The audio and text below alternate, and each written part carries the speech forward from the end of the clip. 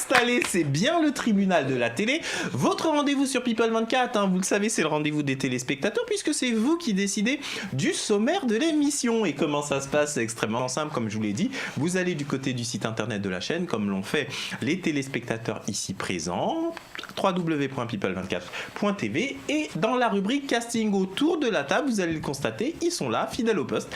Christelle, tout d'abord, qu'on applaudit bien fort. Bonsoir Christelle, comment ça va ce soir? Très bien. Bien, vous avez passé un bon début de semaine. Très bien. Et là, on est déjà pratiquement à la fin de la semaine. Oh. C'est bientôt la fin. Mais c'est bientôt Noël, donc ça fait du bien aussi.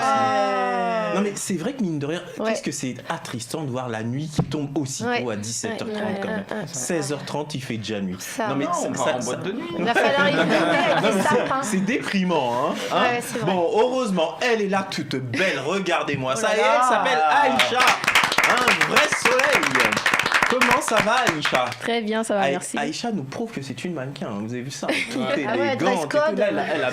Elle a mis la barre très haute. Bah, hein. faut mettre. Oh là là, sacré Ah, Aïcha. voilà. Bon, en tout cas, à People 24, on est ravis de vous avoir accueillis tout au long de cette semaine. On est ravis de vous compter parmi nous. Aujourd'hui, il est là, tranquillement installé à côté d'Aïcha. Il s'appelle Gwenaël. Il vient de Sainte-Geneviève-des-Bois. Merci. On l'applaudit bien fort. Bonsoir Gwenaël, Bonsoir. comment ça va? Ça va très bien. Alors Gwenaël, comment vous avez vécu cette expérience toute une semaine à participer à une émission de télé? Très bien. Très bien. Comme en famille. Comme en famille, on vous a bien accueilli, rassurez-moi. Très très bien. Par rapport à ce que vous pensiez des émissions de télévision, est-ce que ça correspond à ce que vous pensiez ou vous avez été surpris? Dites-moi tout. Non, parce que je m'étais déjà renseigné auparavant D'accord. pour savoir comment ça se passait. Puis, D'accord. Attention, ouais. Il s'est Voilà, renseigné et c'est tout, tout, mais ouais. comment vous avez fait? Quel Dites-moi. petit malin. j'ai regardé, sur YouTube, vous marquez déjà les coulisses de par exemple TF1, un truc comme ça, et ça vous explique comment ça se passe. Et puis on regarde, et puis Ah, ben, ça dis nous donc. informe, et puis voilà. Eh ben dis donc Gwenaël, c'est vraiment quelqu'un de méticuleux qui fait attention à tout. Et il a bien raison, il est là de l'autre côté, il s'appelle Sylvain et on l'applaudit bien fort. Merci. Bonsoir Sylvain, comment ça va? Encore mieux que tout à l'heure. Écoutez Sylvain, j'en suis ravi. Sylvain, alors cette expérience, comment vous la vivez? À savoir toute une semaine à participer comme ça à une émission de télévision. Le champagne, je préfère brut. Ah Le sec, c'est bien. La prochaine fois, si je reviens, j'ai une petite préférence pour le brut. bon, c'est noté, on fera en sorte de... Mais bon, moi je bois pas d'alcool, donc en fait... Je suis là pour vous, vous inquiétez pas. Le truc, il est... Du shampooing. Trêve de Du plaisanterie. champagne, voilà. Ah oui, champagne, j'adore. Ah là, vous êtes tout bon. Trêve de plaisanterie. Sylvain, je voudrais savoir, en fait, c'est une question que j'aime bien poser en fin de semaine à tous nos amis téléspectateurs présents sur le plateau. D'abord, si vous aviez déjà participé à une émission de télévision et comment vous avez vécu ce tournage du tribunal de la télé. J'ai fait à peu près toutes les émissions possibles et imaginables. J'ai été catcheur pendant longtemps et j'ai été la mascotte de tous les plateaux télé. Donc ça a commencé par Coé, tellement vrai, c'est quoi l'amour, l'œuf et la poule. D'accord. Camille Combal m'a foutu une branlée en catch dans un match mémorable dont il se rappelle à chaque fois que je le croise dans les couloirs des boîtes de prod.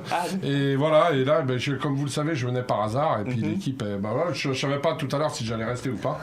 Et puis le champagne est bon, l'équipe sympathique. Donc, On pour la santé, on a un Sacré Sylvain. Elle est là, toute belle, et elle vient de Perpignan. Ah, j'allais encore dire Narbonne. Mais c'est incroyable. Pourquoi ce jeu vous veniez de Narbonne, moi? Mais c'est un truc de fou. C'est Narbonne. Voilà, bon, en tous les cas, elle est là. Elle s'appelle Naomi, on l'applaudit. Naomi, même question. Comment vous avez vécu ce tournage? Une semaine sur notre plateau de talk show. Comment vous avez vécu cette expérience et est-ce que ça correspond à ce que vous vous imaginez? Alors moi je suis ravie et oui ça correspond à ce que je me suis imaginé parce que moi aussi je me suis renseignée. Ah bah dis donc, mais Ouais. on a des agents secrets autour de la table avant de participer à une émission. Oui, sur YouTube j'ai tapé le tribunal de la télé-réalité, alors j'ai regardé comment ça se passait, je m'attendais exactement à ça et je suis super heureuse. Bon, d'être si là. des téléspectateurs qui vous regardent, la regardez dans cette caméra-là, regardent l'émission et hésitent à venir, qu'est-ce que vous leur diriez? Qui ferait une grosse connerie parce qu'on rigole bien ici et c'est merveilleux, on parle de tout et on apprend aussi des choses. Bon, en tous les cas, merci beaucoup Naomi. Elle est là, elle est franche. Et de l'autre côté de la table, qui ai-je oublié? J'ai présenté tout le monde de ce côté-là, me semble-t-il. Oui. J'ai présenté tout le monde. Oui. Mais non, mais lui, vous le savez pas encore. Mais c'est un être assez étrange. Il est là, comme ça, il passe. Mais qu'est-ce que serait le tribunal de la télé sans lui? C'est Vincent Roncelli. Bonsoir Vincent, comment ça va? Toujours bien mon petit rayon de Yes. Ça va mon Mickey. Bon, en tous les Comment cas, ça Vincent, va on a passé une super semaine avec des téléspectateurs fort intéressants et comme d'habitude, vous avez vu, ils ont mis la barre très haut parce que les sujets deviennent de plus en plus sérieux. Vous avez remarqué, dans le tribunal de la télé, nos téléspectateurs veulent maintenant beaucoup aborder l'actualité et nous, de toutes les façons, on se fie à vous, puisque c'est vous, encore une fois, qui décidez du sommaire de l'émission. Quand vous voulez parler d'émissions légères, sympathiques, de détente, de télé-réalité, eh ben vous le faites. Et quand vous voulez parler des actualités, c'est vous qui faites le baromètre de cette émission. Et bien immédiatement, vous savez quoi ? On va pas perdre de temps. On va démarrer l'émission. Tout de suite le sommaire et nous allons découvrir les différents sujets que nous allons aborder aujourd'hui.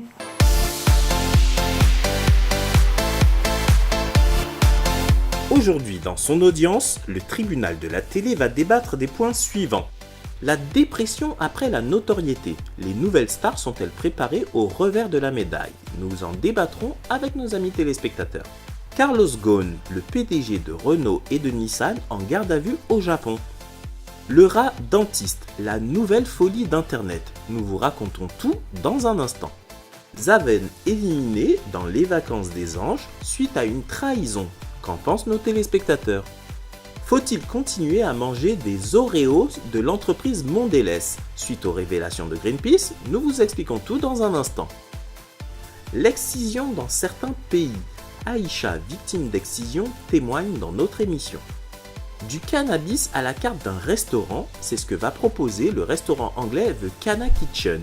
On vous explique tout dans un instant. Le passage de David Hallyday dans l'émission 7 à 8 sur TF1, qu'en pensent nos téléspectateurs ? Et en fin d'émission, vous découvrirez le nouveau classement du hit de la télé-réalité, le classement des personnalités de la télé-réalité préférées des Français.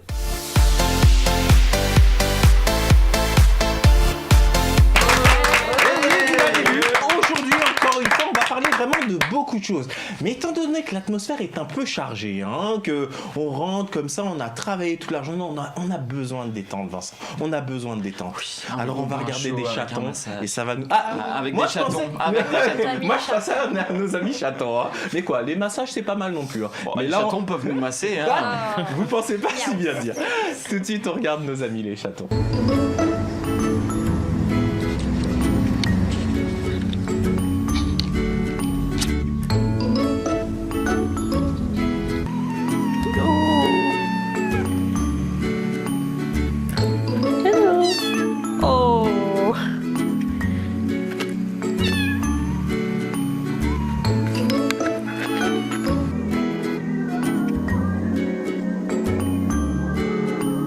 Ah là là.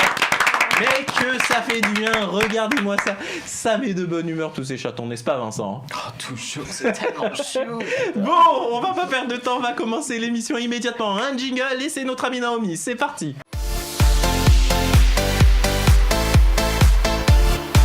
Bien Naomi, de quoi vous voulez nous parler ce soir ? Alors moi je voulais parler de la dépression après la célébrité, en particulier une qui est très connue, Loana, après Love Story qui a fait une grosse dépression. Donc je pense que aussi avant de se lancer à la télé, faut réfléchir aussi à tout ça, faut penser si on est capable d'accepter toutes les insultes, les critiques, parce que c'est pas souvent gentil. Approchez-vous bien du micro s'il vous plaît parce Naomi. que c'est pas souvent gentil.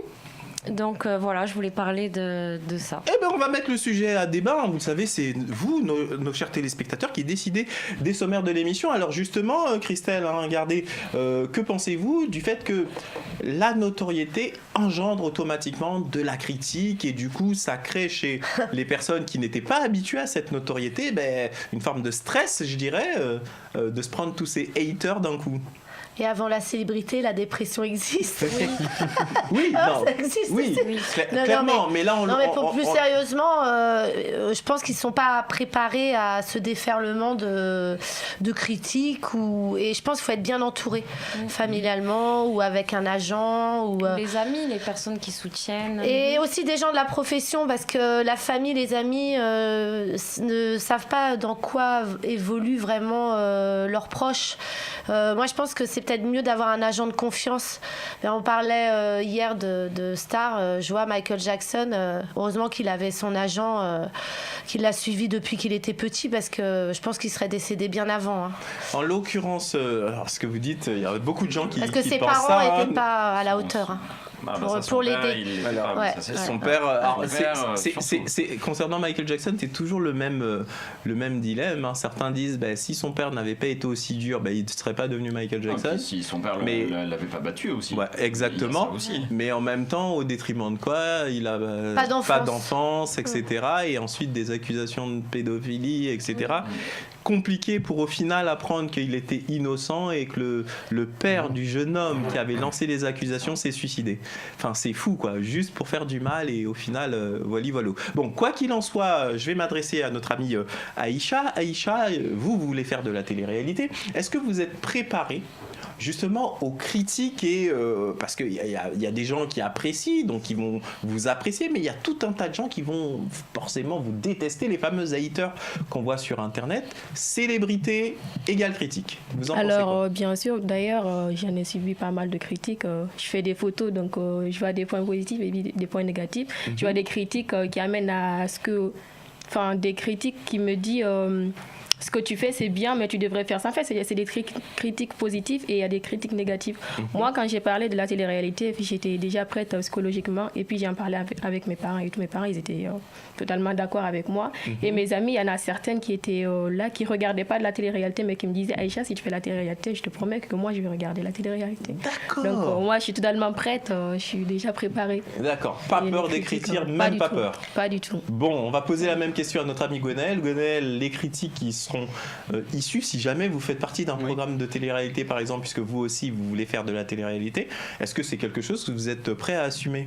Alors totalement. Moi, comme j'ai toujours dit, tu m'aimes bien, c'est bien, tu m'aimes pas, tant pis, et puis le reste, je m'en fous. Chacun vit sa vie, finalement. Ouais. D'accord. Je vais poser la question à notre ami Sylvain. Sylvain, vous pensez quoi ? Est-ce que la célébrité doit forcément engendrer des critiques, mais assez agressives de plus en plus, sur les réseaux sociaux notamment ? Si on veut pas de critique, on va qu'à aller vivre dans un arbre. Donc à partir du moment où on devient célèbre, on sait qu'on va, ça va chagriner des gens.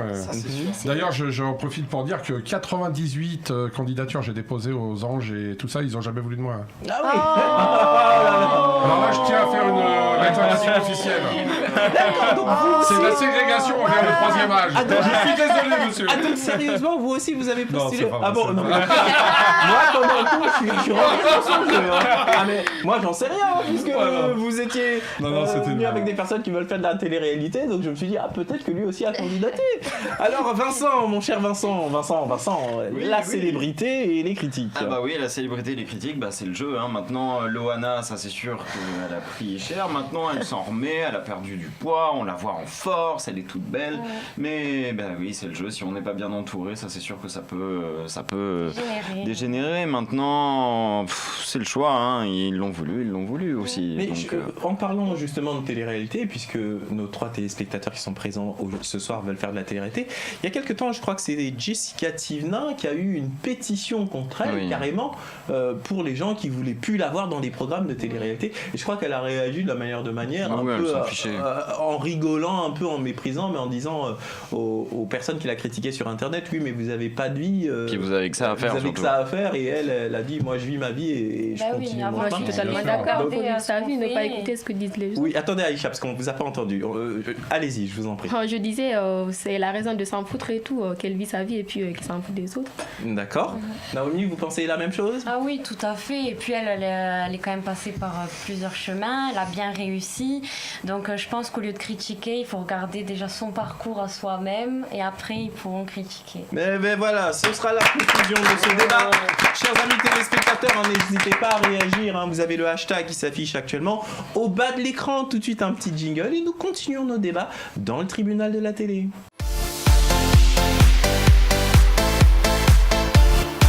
Oui, on est là tranquillement, installé, vous le savez, c'est votre nouveau rendez-vous, le tribunal tribunal de la télé qui écoute les téléspectateurs. Pour ce faire, c'est extrêmement simple. Vous allez sur le site internet de la chaîne à l'adresse www.people24.tv et vous allez dans la rubrique casting, vous vous inscrivez, vous choisissez l'émission Le Tribunal de la télé et on sera un plaisir de vous accueillir parmi nos téléspectateurs. Immédiatement, on se laisse la parole à Sylvain. Sylvain, de quoi vous voulez nous parler ? Je voulais pousser le petit coup de gueule de la semaine. On voit des milliers de gens, de concitoyens à nous avec les fameux gilets jaunes. Et je regarde la presse avant-hier, me semble-t-il, et je découvre que le monsieur Carlos Ghosn, le PDG de chez Renault, se permet de voler des sommes astronomiques dans les caisses de la marque et de l'État, alors qu'il touche déjà des millions et des millions et des millions. Alors, il y a une chose très importante, Sylvain. Pour l'instant, il est en garde à vue. Au Japon, ça peut durer jusqu'à 23 jours. Mais on n'a pas, même le gouvernement français n'a pas encore d'éléments probants dans cette affaire. Donc attendons qu'il soit condamné pour affirmer. Mais en tous les cas, ça vous a scandalisé d'apprendre que malgré sa rémunération, effectivement, il avait, il cherchait à cacher ça. Enfin, en tous les cas, c'est ce que disent les médias japonais, qu'il avait caché une bonne partie de sa rémunération. Ouais, et puis il y a des news qui sont sorties, alors qui sont peut-être des fake news, hein, ça j'en sais rien. En tout cas, on a entendu parler de sa sœur qui touche 10 000 euros de salaire par mois, plusieurs membres de sa famille qui sont logés dans des maisons somptueuses payées par Renault. Je veux bien accepter le fait que peut-être là-dedans il y a de la fake news, mais pour l'instant, officiellement, c'est peut-être rien en France, mais en tout cas, il a pris...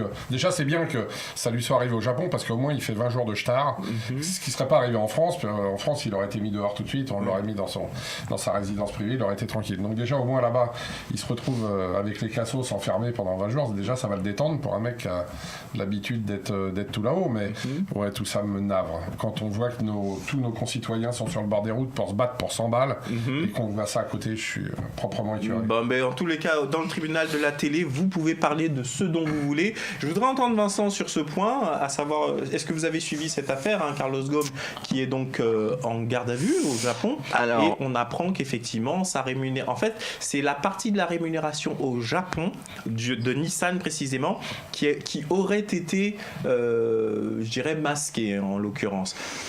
Alors, je n'étais pas du tout au courant du sujet, mais en tout cas, je suis plutôt assez révolté parce que bon, c'est des gens qui devraient montrer l'exemple. Et comme tu dis, l'État investit beaucoup dans Renault en plus, donc bon, je suis quand même assez écœuré de ça. Oui, il y a des pauvres ouvriers qui en chient pour avoir leur salaire. Et on leur demande plein d'efforts. En plus. Plein d'efforts, c'est ça, et c'est difficile. Et monsieur est tranquille. Et puis surtout, s'il n'y a pas les bons chiffres, on peut les virer aussi. Alors que lui, il est tranquille dans une maison. Oui, non, ça m'écoeure un peu. Oui. D'accord. Alors, moi, vous le savez, toujours dans cette émission, quand tous nos amis téléspectateurs vont dans un sens, je fais exprès d'aller dans le sens l'avocat du diable, c'est le cas de le dire, parce que j'aime apporter des éléments éventuellement que vous n'avez pas. N'oublions pas une chose, c'est qu'en fait, il y a quelques années, Renault a sauvé Nissan. Le constructeur Nissan était au bord de la faillite. Donc de manière tout à fait naturelle, Renault a été majoritaire dans le trust qu'ils ont créé, l'association qu'ils ont créée, et les décisions sont principalement françaises en réalité. Or, aujourd'hui, Nissan est largement plus bénéficiaire que Renault, et du coup, les Japonais, c'est un fleuron national, ils se disent, attendez, c'est la France, plus ou moins, par le biais de Renault, qui décide de la politique de Nissan, alors que c'est Nissan qui est beaucoup plus profitable et rentable que ça. Donc, il y a aussi, vous savez, les affaires, c'est pas le monde à l'eau de rose. Il est possible aussi qu'ils soient en train de se faire littéralement descendre pour récupérer, je dirais, la direction du groupe. Donc attention, mais comme vous l'avez dit à juste titre, Sylvain, on a découvert depuis, et là par contre ça semble être des faits, que des membres de sa famille étaient logés aux frais de Renault, etc. Moi j'avoue que tant que l'affaire judiciaire n'aura pas été un peu plus loin, je vais rester très prudent. Je vais vous expliquer pourquoi, parce que a priori, qu'on aime ou qu'on n'aime pas Carlos Ghosn, il est reconnu comme étant un patron extrêmement bien efficace sûr. Ouais, il et a sauvé extrêmement précis. Et je me dis comment quelqu'un d'aussi intelligent pourrait faire de l'abus social aussi banal, parce que loger sa famille aux frais de son entreprise, ça s'appelle de l'abus social. Donc j'avoue que ça m'interpelle. Est-ce que vous avez suivi cette affaire, Christelle, ou pas du tout? Oui, justement, dans la voiture, l'autre fois, j'entendais que l'affaire n'est pas si évidente que ça, parce que pour un journaliste, un chroniqueur qui est là-bas en ce moment au Japon, qui enquête sur cette affaire, d'ailleurs, on ne peut pas l'interviewer. Là, je crois qu'il est incarcéré. Il est sur un pauvre petit matelas. Il est en garde à vue, mais au Japon, la garde à vue, c'est 10 jours et ça peut aller jusqu'à 23 jours. Et il expliquait aussi que le procureur là-bas, charge, n'est pas là pour défendre même si on n'est pas si on n'a pas prouvé qu'il était coupable. Et apparemment, il est impossible qu'il soit seul à avoir détourné ou ne pas avoir déclaré autant d'argent au fisc. Donc oui, j'avais pas pensé à ce que vous disiez, Kevin, mais en effet, ça pourrait être pour avoir sa place aussi. Attention, c'est pour ça qu'il faut rester sous une certaine réserve, à mon avis. Mais maintenant, c'est vrai que il y a, depuis, il y a quand même des journalistes qui ont commencé à parler, à faire des enquêtes, et on s'est aperçu, c'est ce qui remonte de par un certain nombre de journalistes, qu'effectivement, il aimait bien l'argent, ce monsieur, et que effectivement, ce qu'il déclarait semblait pas tout à fait sûrement. Enfin bref, moi, je voudrais qu'on reste prudent. Est-ce que parmi nos amis téléspectateurs, il y a d'autres personnes qui veulent parler sur ce sujet, ou nous passons au sujet suivant? Non, tout est clair? Ok, on a conclu sur ce débat concernant Carlos Ghosn, et on suivra ça pour savoir ce qu'il en est. Immédiatement dans People 24, c'est la pub, et on se retrouve juste après avec nos amis téléspectateurs pour débattre de l'actualité des médias et de la télé.